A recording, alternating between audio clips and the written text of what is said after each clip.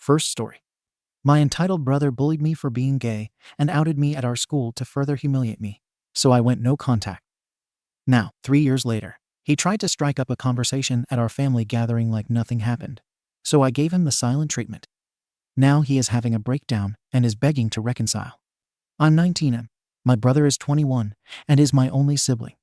I realized I was gay at a young age and came out at 14. My parents were supportive from the get-go, but my brother was absolutely not. He tried telling me I wasn't, or that I was just trying to get attention and tried to get me to change my mind. When that failed, he called me a freak, diseased, said I was going to hell even though we aren't that religious, and made it clear he didn't want a relationship with me. He outed me at school my friends already knew and tried to get others to join in, but no one really cared, and nothing much changed. Needless to say, I vowed to limit contact with him as much as possible, but the comments continued until he moved out when he turned 18 for school. I've since gotten into a great school and have completed a year and a half. I'm in a relationship. My grades are the best they've ever been, and everything seems to have fallen nicely into place. My brother sent me a Facebook message back in August. He started by apologizing for how he'd treated me, saying he was depressed before and was stuck inside his own head or fell into the wrong crowd online, which reinforced his bitterness towards others. He said he'd gotten treatment for his depression, feels more confident than he has in years, and was on the upswing and wanted to meet up to repair our relationship. He said he was proud of me for being gay, supported me, and apologized for taking so long to make it known. I didn't respond. Nor did I respond to his happy birthday message in September. Then he started texting me, saying he understands if I'm still hurt. But that's because he'd love nothing more to make up for the hurt he caused. I haven't responded to these either. Here's where my boyfriend says AmITheA. Over the holidays, we were all back at my parents' house. I had a great time seeing my family, except for him. Each time he'd ask about me or try to talk to me, I'd give him one-word answers or clam up. He offered to get a game for me as a gift, but I declined. He pulled me aside to apologize face to face, reiterating the stuff he said before, but I also cut that short and walked away. Meanwhile, I talked with my parents like normal and was very open with them about the happenings of my life, typically within earshot of them. The day we left, I said my goodbyes and found him by my car crying. He said he understands why I'm closed off to him, and that he regrets how it turned out. He wished me well and went inside. I told my BF about this when I got back, and he's pissed and called me an a. BF says it's clear my brother feels badly about how he used to be, and that he's changed, and that to throw that all back in his face is a DCK move. My parents agree and say he's a good person, but ultimately feel it's up to us. Personally, I've gotten so used to the idea of not having a brother that I don't know if there's anything left to salvage. He made his choice to sabotage me then. Is it really my problem that he regrets his actions now? AITA? Edit. So my BF just texted and said that how I handled this thing has him questioning things, and that he thinks we should take a step back for a while. So that's cool. Update. So it's been a few months since my first post, and since a few people were asking, I thought I owed you an update. I would have provided one sooner. But this is a throwaway, and I had logged out earlier. The fact I remember the password is itself a miracle. The TLDR of the last post was that I had ignored my brother's attempts to have a relationship with me after the homophobic SHT he threw at me when we were younger. I'm glad to say that's no longer the case. A little after my last post, I texted him that I appreciated his words, but that his actions had really hurt me and that I needed time. He texted back that he understood and to take as much time as I needed. He also thanked me for reaching back out to him. I spent a lot of January and February in self-reflection and trying to figure out what I wanted. Lots of people in the last post said I needed therapy, and I agree I likely did. I never ended up seeing a professional, but I got really into some guided meditation and calming exercises I saw on YouTube. Making a habit of it helped me realize how much weight I was carrying and has helped me start to let that weight down. I still have some ways to go, but I can feel my empathy growing, and I like that. I went home for spring break and saw my brother for the first time since Christmas. Long story short, we spent a lot of time hanging out, and our relationship is recovering. We've had some hard conversation, cried, shared a couple joints, etc. And I came away from the break feeling much better about everything. And since each of our schools has closed down due to the pandemic, we're both at home, doing our classes remotely, and hanging out during the downtime. I want to thank those of you who said I'd probably regret cutting him out, because I can tell you were right. My brother isn't perfect and did many things to purposely hurt me. But people can change if they want to. And he did. I wouldn't want to be judged by my lowest point. And I'm working on not judging him by his. I finally have my brother back. And forgiving him has helped me feel better in ways I didn't realize I needed. Thank you. TLDR. Forgiveness is a hell of a drug. Edit. To answer some common questions. No, my boyfriend from the OP and I are no longer together. But for separate reasons unrelated to the original post. We just wanted different things, and we're at different stages of our lives. But it was a parting with minimal hard feelings. I don't consider his reaction to be manipulative. It wasn't a hard, do this or we're through. Why did my brother do it? There's no one reason. He was in a dark place and dealing with a lot of issues in a bad way. He was ignorant about a lot of LGBT stuff and relied on that ignorance when it came to me. It took a while and going off to college and meeting new people for him to begin questioning a lot of what he believed.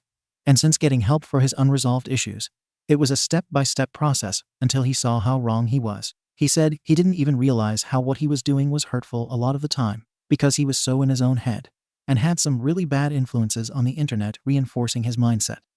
I can understand that, and I love how far he's come. Why didn't our parents intervene, even though they always had my back? They did a lot of the time, but most of what he said or did wasn't in their presence, and I was not one to go running to them each time I was the victim of something. They are good people, and I hold no animosity towards what they might have done instead. I'm thinking about showing my brother this and the previous thread, so he has a better understanding of how I felt about this, and may update later on how that goes. Also, I just want to say to others out there who feel they've been repeatedly wronged by someone to the point they want to cut them off that I know exactly how you feel. But the fact is, people can change if they want to. And even if they do, you're under no obligation to welcome them back into your life. But if you can find it in your heart, I'd strongly encourage you to give them a fair shot at doing so. People do screw up things, sometimes many times or for many years before they realize it and feel remorse. We're all only human. Relevant comment. Guywistic. It's hard for me to find a reason to forgive family that purposely hurts family. Strangers, I can understand, but family is the core of trust. Breaking that trust usually causes a domino effect that outperforms the original behavior. I don't plan on ever forgiving my brothers. It's a trap. OP. I understand where you're coming from. Consider this, if you would, in my opinion. There's much more reason to forgive a family member than a stranger. An injury from family hurts much more than an injury from someone you barely know. Like you said, family is supposed to be the bedrock of trust, and breaking it can cause a lot of subsequent harm. And while your birth family is who you're stuck with by virtue of being alive, they're by no means your real family. You choose who that is. I'm fortunate enough that the family I've chosen is also the one I was born into. But many aren't so lucky. The fact is that humans can be arsey holes, idiot, and selfish to the point that they hurt those they're around, sometimes on purpose and sometimes without even realizing it. But even if you choose your own family, the one you're born into knows you very well.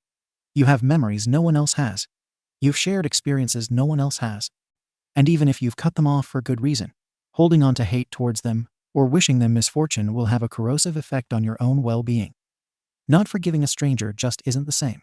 The hate is just as corrosive, but it's much less relevant to you as a person and much less intimate a situation than the hate toward a family member.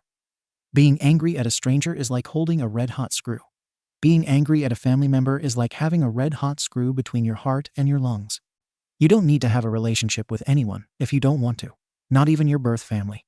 You don't need to make people feel better if you think they don't deserve it. But I urge you to look at the baggage you carry inside baggage that may well have been thrust on you through no fault or choice of your own and slowly allow yourself to let it down. Forgiveness isn't about saying everything is okay or going back to where it was. It's about allowing yourself to heal from the damage others caused and leave it in the past. It's a very intimate thing to experience, but a very scary thing to even try. But I encourage you to take a chance if you can. You owe it to yourself, and who knows what can come from it. Second story. My golden child sister abandoned her daughter, forcing me to adopt her, which caused me to lose my boyfriend of 3 years.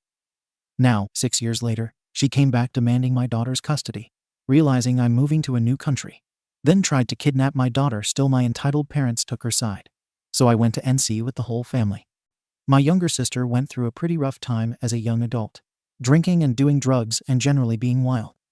She ended up getting pregnant early, and she did not want the child after giving birth. Despite never wanting children myself either, I stepped in and adopted my newborn niece as my daughter.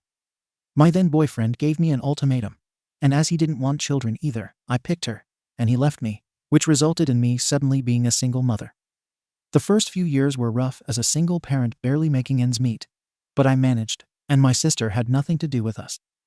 I never once hid the truth from my daughter that she was adopted, but I always assured her that I loved her so much and was her mummy. When my daughter was 6, my sister was finally clean and wanted to have access to her. I allowed it but stressed she would just be an aunt to her, and she accepted this, though it's clear she struggled with the concept and sometimes acted more like a mother, which I always squashed quickly. Now that my daughter is 8 and I've been offered a job in a different country, the pay is almost double my current salary, so of course I'm going to take it. But this resulted in my family having a meltdown about how I can't do this, how it's cruel to take my daughter away from her family, and how it's not fair to my sister. My sister has told me she won't allow me to move away with her, and that she'll fight in court to get my daughter back. I've talked to lawyers, and it seems she doesn't have a leg to stand on as my daughter is legally my daughter. But the rest of my family is telling me I'm being extremely cruel, and if I cared about my sister, I'd turn this job down. Edit. As I keep being asked this, yes, my daughter is excited about the move. She's of course sad about leaving her school and friends, but I've been teaching her about the country and letting her try foods from there. She knows she can FaceTime or message her friends, and will be visiting. Secret Voices note. This post contains repeated information with additional context to provide a clearer picture of the situation. Update. I am sharing my post from AITA because I think some of you will like it, the revised post, as the title had an error in it. My younger sister went through a pretty rough time as a young adult, drinking and doing drugs and generally being wild. She ended up getting pregnant and giving birth at age 18, when I was just a few weeks away from turning 21. She did not want the child after giving birth. She refused to even pick up the child and would leave her sitting in dirty nappies. Despite never wanting children myself either, I stepped in and adopted my newborn niece as my daughter. My then boyfriend, who I'd been with for 3 years, gave me an ultimatum. He or she didn't want children either, so I picked her up and he left me, which resulted in me suddenly being a single mother. The first few years were rough as a single parent barely making ends meet, but I managed, and my sister had nothing to do with us. I never once hid the truth from my daughter that she was adopted, but I always assured her that I loved her so much and was her mummy. When my daughter was 6, my sister was finally clean and wanted to have access to her.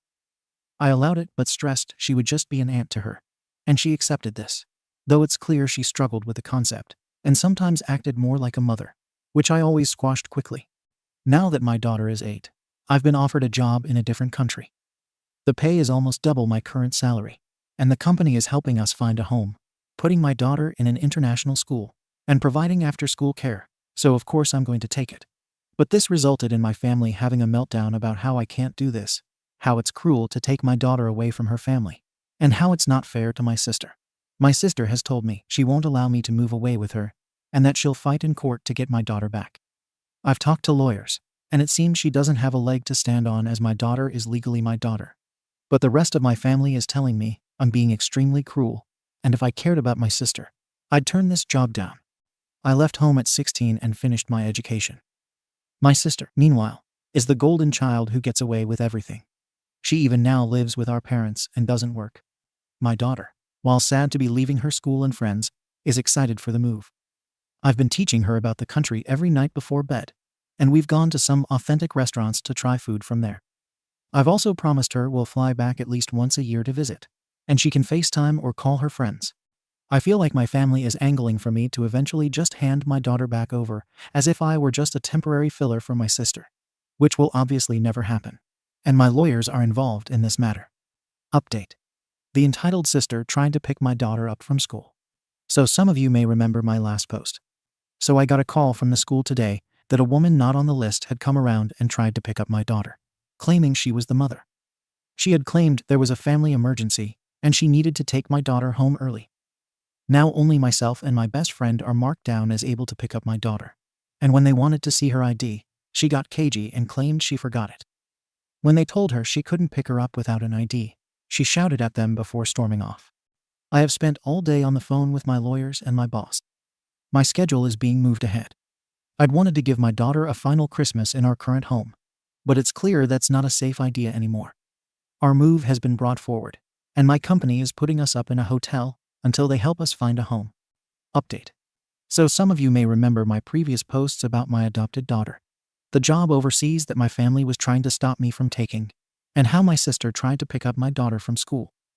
This will likely be my final update, so I just wanted to thank you all for your incredible words and support during this time. I am currently writing this from our room, where we are self-isolating in a whole brand new country. I thought I'd give you all an update while my daughter sleeps, and I'm waiting for her to wake up on Christmas morning. Firstly, many of you may be wondering what country we're in, and I'm very pleased to tell you we are in South Korea. For our own privacy, I will be leaving out the name of the city or area we're in. The people here have been amazing and have gone above and beyond for us, as we're currently the only family with a child here. They even gave us a Christmas tree, which we spent last night putting up. It would seem my attempts to introduce my daughter to Korean cuisine have had an unexpected side effect. Her favorite food is now fish fingers with kimchi. I guess this is the life of a mom raising their kid in a different culture. It's revolting. Please send help. Now, many of you may be wondering about my family, and more specifically, my sister.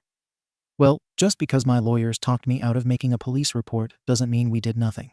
They gathered reports from the school and CCTV footage, and then I invited my parents to a meeting at my lawyer's office where all the evidence was laid down. They had no idea, and my mother broke down crying. I made it clear our connections were firmly cut. And if my daughter is an adult and wants to get in contact, we will reconsider them. But now, for our safety, we will be going no contact. I kept the date of our flights a secret, and my best friend has my keys and is closing up the house for me and going to ship me heavier items when we are properly settled. My first action upon entering the country was to contact the local authorities with proof that my daughter was my daughter in case my family tried to pull any bullshit. The people here are also aware of my situation, and no one can find anything out about us without a password. I honestly feel like a weight has been lifted from my shoulders, and this is the start of a whole new life for us. I wish you all a Merry Christmas. Third story. My daughter confessed that her mom's cheating happened 2 years ago, before her accident left her wheelchair bound, and they both stayed silent and betrayed me. I want to divorce my wife, but she is fully dependent on me, and we recently found out she has cancer. I am not sure if this is the right place to post this since my situation is very different from others, but I am desperate. My wife and I have been together for 25 years, but married for 19. We are high school sweethearts and have 2 amazing kids, a daughter and a son. I was honestly under the impression that we had a solid marriage, that our relationship wouldn't be like that of our friends and colleagues, and that we'd actually stand the test of time. Now I see how spectacularly naive and wrong I was. My wife has been a stay-at-home mom for most of our adult lives, something we both agreed on. But after our kids went to college, she began feeling restless empty nest syndrome, I guess. She would tell me she was feeling unfulfilled and felt like she had lost sense of who she was. I tried recommending hobbies we could do together, places we could visit, or even adopting puppies if that would help. And at first she was all for it, but soon began saying she wanted to feel like she was contributing and not simply coasting through life. I understood and was willing to support her. She never liked sitting still, so I kind of expected it. She complained to a few friends, and one of them actually managed to get her an interview at a real estate firm. She used to work at one before having the kids, and I was just as excited as she was when she accepted. In the beginning, things were going great, but after the first year, I noticed some changes. She started going to meet up with coworkers and began texting a lot more than usual when at home and at odd hours at night. She even started wearing a particular type of perfume and would wear more suggestive clothing, nothing too revealing or SLTLY, but clothing that complemented her body figure a lot more than usual.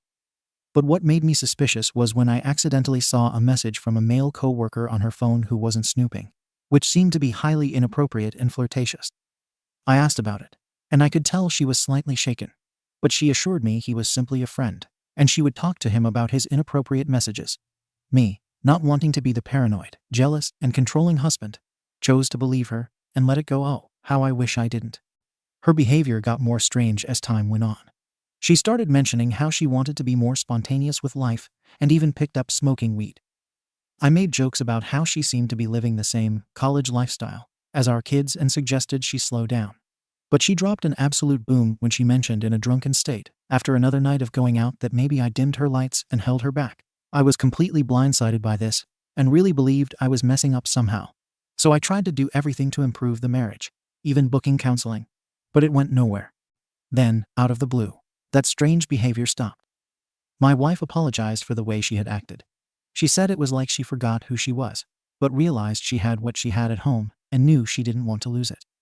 She resigned from her job, and we began AmITheA. It was tough. Initially, things improved immensely, and for the next 2 years, our marriage was better than ever. She was more attentive. She initiated intimacy more and would shower me with affection. The only problem is that her relationship with our daughter seemed to be in a nosedive. I would question my wife about it, but she would tell me it was a growing phase or a woman thing, and once again, I would take her word for it. The funny thing is that during this period, my relationship with my daughter improved. She would call me a lot more, meet me for coffee or lunch often during the week, and even buy me gifts, t-shirts, and stuff. I always told her it wasn't necessary, but she insisted, and I could always tell she wanted to say something but would hold her tongue. A tragedy struck one evening as my wife was returning from doing groceries when she was hit by a drunk driver. Unfortunately, she lost the use of her legs and has been wheelchair-bound ever since. Things got really bad, and she would make suggestions about me sleeping with other women, which I obviously refused. I just choked it up to her depression and reminded her that I was here to stay because I loved her more than our situation. This actually made her cry and asked me why I was so good to her or what she did to deserve me. Again and again, I choked it up to depression and just tried to help her as best I could. Sometime later, we went for our medical checkups, and the doctor sat us down to inform us that they found a mass in my wife's throat. It was of an unusual size, and because it may be cancerous, they had to do a biopsy. My first reaction was shock, whereas my wife was just blank at first. Then she started laughing. It started small, then became hysterical as she began mumbling that this was her punishment. We managed to calm her down, but she requested that before the biopsy we could do a family dinner.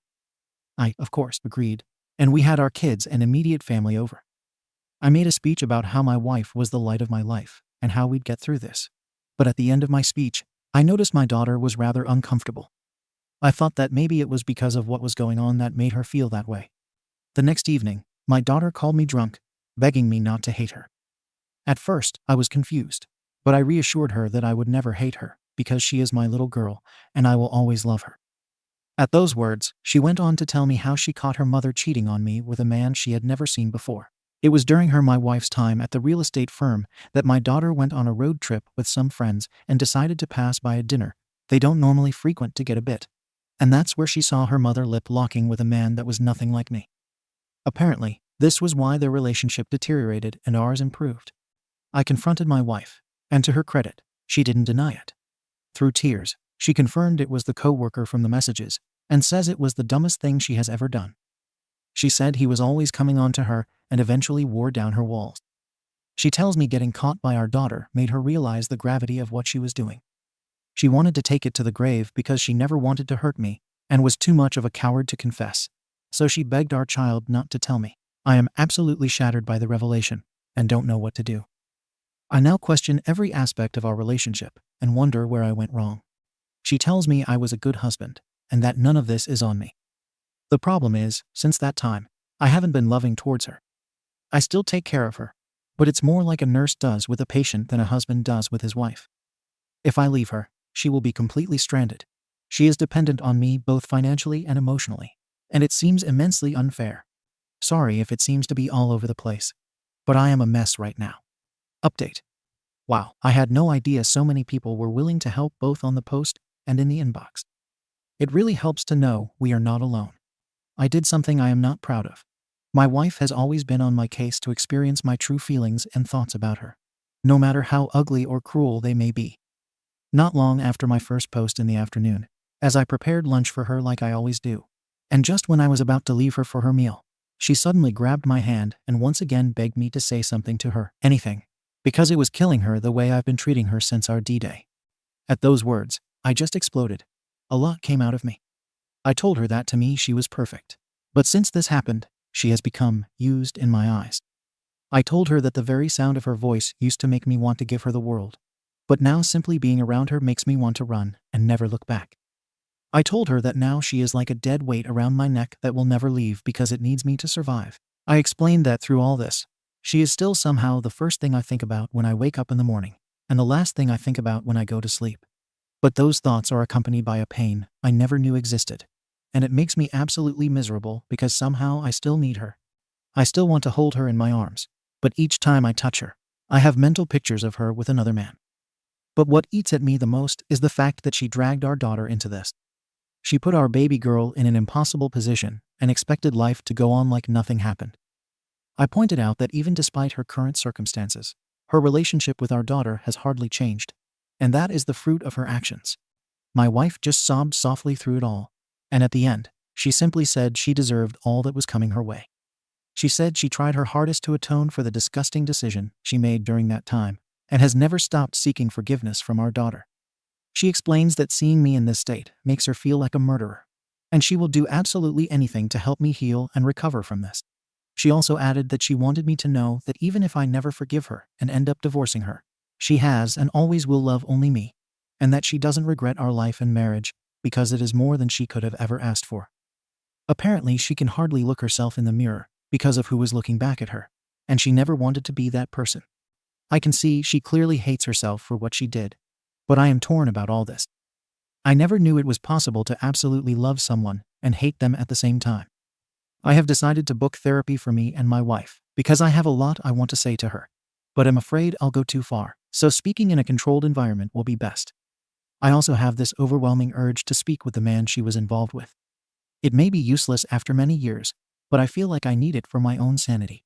I want to know who the man was who had the audacity to actually come between a husband and his wife. I believe I will ask for his information during the therapy session. Once again, thank you all so much. Thank you for watching the video. If you are interested in listening to these kinds of stories, we've got more in store for you. Simply subscribe to our channel, hit the like button, and share it with your friends.